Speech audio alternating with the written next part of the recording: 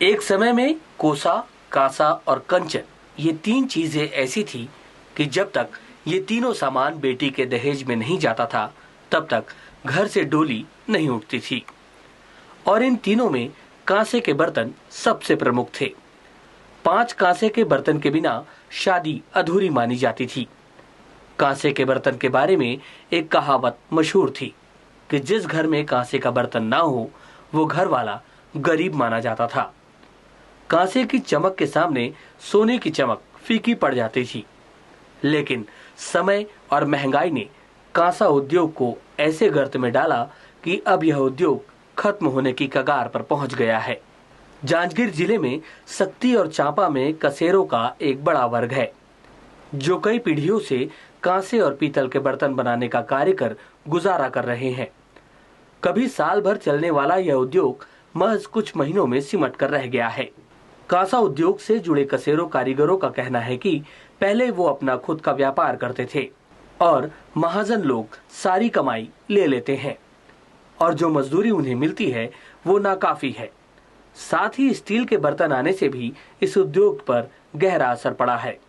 जितने में कांसे की एक थाली आती है उतने रुपए में स्टील के बर्तनों का पूरा सेट मिल जाता है।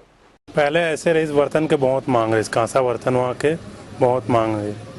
आजकल ऐसे हो गए स्टील आ गए तो कुछ भी चलत नहीं है, बहुत दिक्कत जात है अपना रोजी मजदूरी पेट पालन करे वो बहुत ज़्यादा।